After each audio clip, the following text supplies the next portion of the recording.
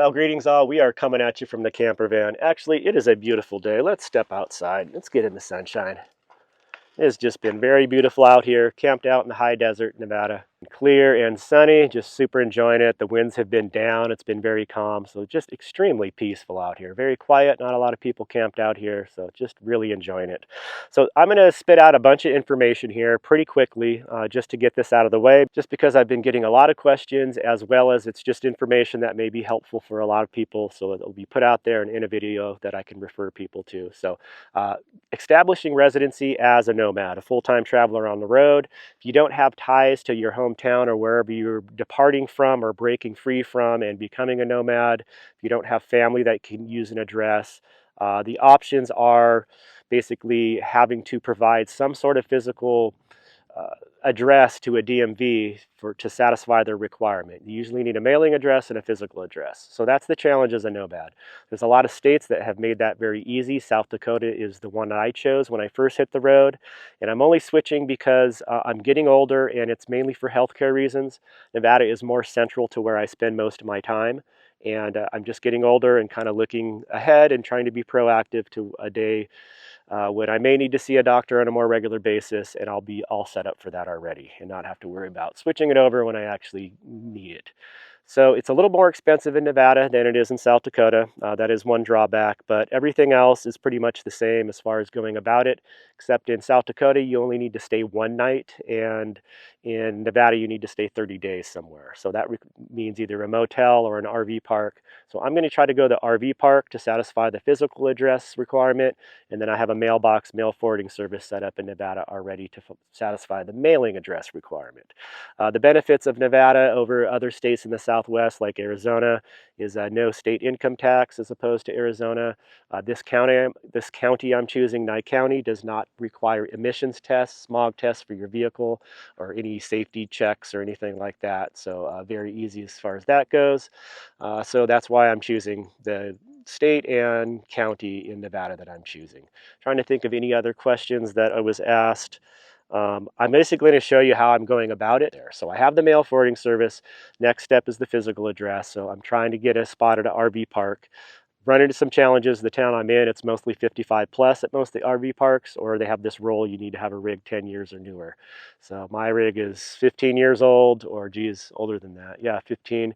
And then I'm only 50, so I'm not 55, so that's canceled out quite a few of the cheaper RV parks. I'm talking like $400 a month, $350 a month. The more expensive ones that don't have any restrictions, they're more like $800 to $850 a month. So I'm trying to save money on this. The idea is that you don't have to stay in the RV park the whole time. You're not bound to it. You can bounce around and still travel around and check the surrounding area out. We'll see how it goes for me. I'll let you guys know and bring you along. Yeah, I think we're ready to roll out of here. So anyway, I'm going to look this place up, make my way into town. I do have a couple other errands I need to do. I need to replenish my water. And actually, I don't know if you noticed at camp there, I do not have my trailer with me. My trailer is stored somewhere here in town. I did make a quick trip into San Diego for Thanksgiving, and I did not bring my trailer. So I will be having to go pick that up in the next, probably week and a half, 2 weeks. All right, we'll check in when we get to this RV park. All right, we are making our way into town here, and I have put this van through a lot over the last couple months. I've been through snowstorms and mud, and I'm going to give it a good wash. They've got one of these self-serve washes here. Let me see how much it is. And yeah, I figured it'd be a good idea before I go to an RV park inquiring about a space, have this thing cleaned up a little bit. If I'm tall enough, or I can clear this. I'm going to get in front of you and see what's going on. Thank you.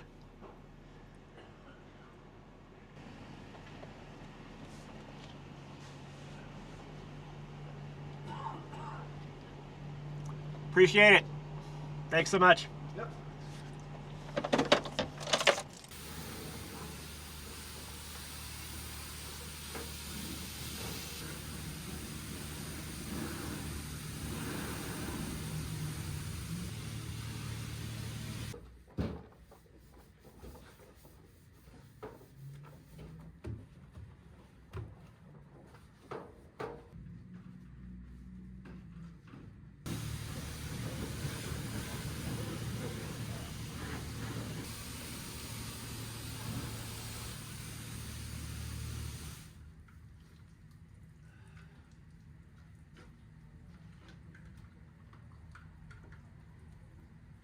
Okay, we got this thing washed up. I'm busy here. Trucks lining up behind me. Super nice of the attendant here to guide me through there. I don't think their height measurement is accurate. I have to do a double check on my height. I should have a little sticker right here. So anyway, I'm about 6.5 miles out from this RV park I'm going to check out. So we'll go get the lowdown on this place, see what they have to say. Paradise Escapees Co-op is where I'm headed. As far as I know, from what I know about the Escapees, it's like a membership type deal. They do offer residency services and all that. So I'm going to stop in and see what they're all about. The tip I got about this place is they have full hookup spots, but they also have spots without hookups, which I don't need the hookup. So if it's any cheaper, it looks like all those spots are open. It'd just be nice if they had like a shower house and bathroom. Okay, I got the info I needed, and this is a no-go. They'll take my rig, and I don't have to be 55. But for the boondocking spots up front, it has a max 28-day limit, which will not work for my receipt. It needs to be 30 days. I don't know if they do that on purpose. It's kind of a controversial thing, you know, this whole residency thing without a physical address. So it's looking like right now I am going to just go ahead and settle on going over to the next town over. It's an hour drive, and I think it's just going to be the easiest and cheapest. I'm going to try to call there first so I don't have to drive out there for nothing, and just go that route. Seems like the best choice. I've exhausted I think all the options here in town. There may be one that would take me, but it's like $900 a month, and I'm just not spending that. I've got the money, but I don't want to burn it all up on that. So, I have to look into the next town over.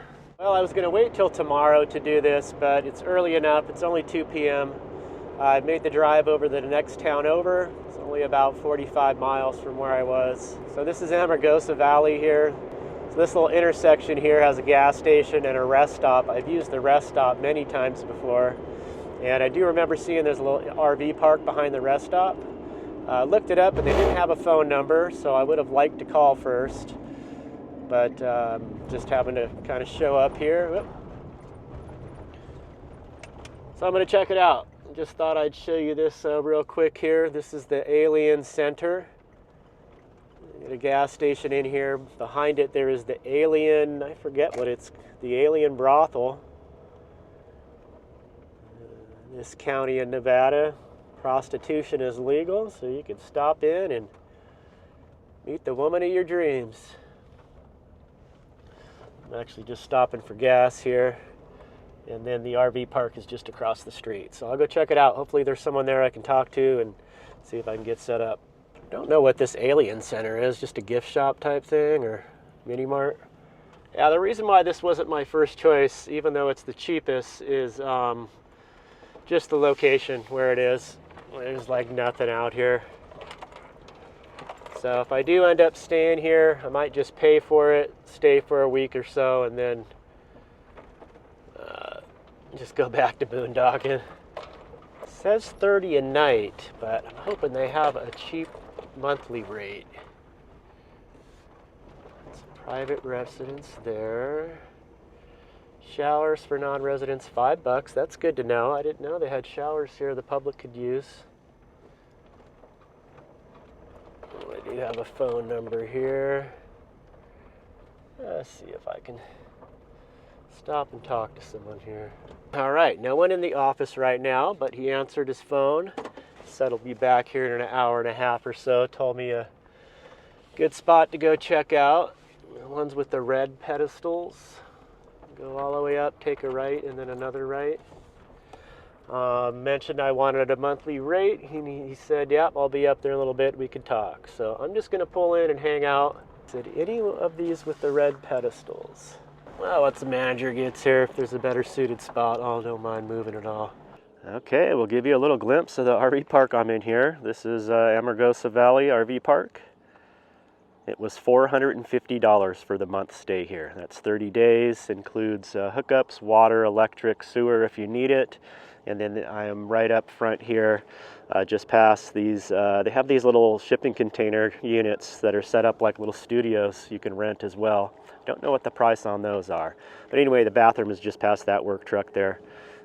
Showed the showers and bathrooms, decent facilities. Just wanted to show you the facilities here. This is the laundry, bathroom, shower room. The women's and the men's are in the same building. It's the women's there. He had to give me a key for the showers. We got washer and dryers, $1.50 on the wash, $1 on the dry. And then facilities are just okay. Kind of goes along with the theme of the entire park. These lights don't seem to work over here, over the toilets. And then these three things are showers here, and you need a key for them. Let me get my key out. I just took a shower. Gotta turn that switch to make that noisy fan turn on. And then these are the showers. Someone's stuff is in here, but that's just how it is. So it is obviously a shared shower. Turn that fan off. Well, that's it. Fairly decent. And I really don't use hookups, although I am running an extension cord for electric to a little electric space heater that I'm using just to save diesel fuel, so I don't have to use my diesel heater. It's been getting a little chilly at night, down into the mid-30s, but warming up into the low 60s during the day. Been pretty clear and sunny like this. And it is kind of a noisy spot here. This intersection, there is pretty much nothing out here. We're out in the middle of nowhere, right by this big billboard and cell tower. And yeah, there is a rest area right over here, just beyond these trailers and RV. And then the gas station, the 76 gas station is here. And then across the street is the Alien Center and the brothel. And that is pretty much everything that's out here. So again, it's been very quiet. All of the people here are just, I hardly see anybody. Everyone stays in their RV. I can tell quite a few of the tenants here actually go to work every day. Got a couple of these big truck, these workers here working on a big construction project in the area. So yeah, pretty mellow. The manager is just right beyond my rig here. He's pretty cool. We've chatted a little bit and made sure I was comfy. And I'm gonna hop inside here and I'll break down the rest of what's going on as far as completing my residency.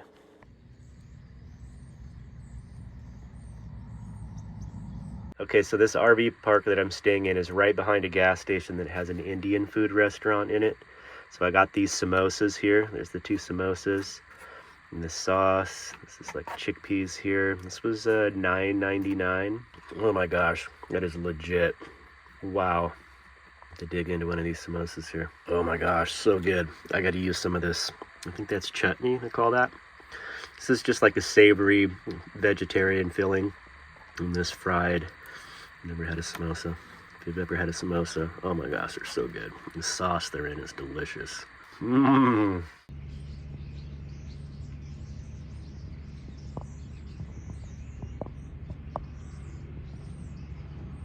Okay, so here we sit. I'll admit this is a little weird. This is not my preferred setup here. I prefer to boondock, being out on public land. So campgrounds, RV parks, definitely not my thing.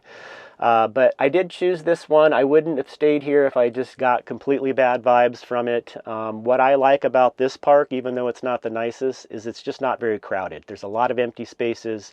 I didn't have to pull in right next to someone else's spot. I've got like 2 empty spots on either side of me, so that's nice.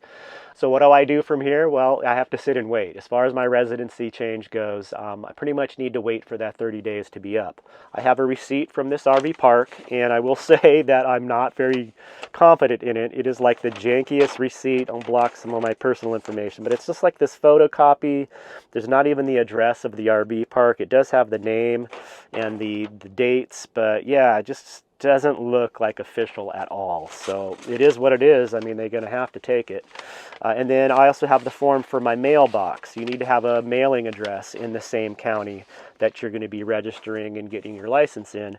So I have that form as well. So I need to bring the receipt and my mailbox form to the DMV, and they should be able to set me all up, give me a driver's license in the state of Nevada, and then register my van, trailer, and motorcycle. The variant with all this, and this is from people's personal experience that they've shared with me, is that I know people that have gotten the receipt for the RV park, and you're supposed to wait the 30 days and then go in after 30 days and say, here, I stayed at this place, I'm, you know, satisfied that requirement. But there's a lot of people that have gone in after just a couple of days with their receipt, and the clerk doesn't mind and switches everything over, gives them a license. So I may go ahead and try to do that, see if I can get everything switched over before the 30 days is up, and then I'll kind of be free from here, even though, you know, I've paid for it.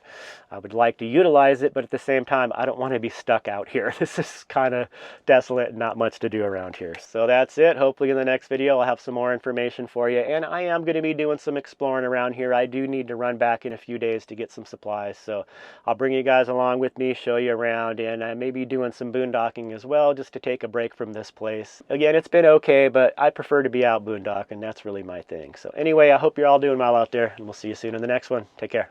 Peace.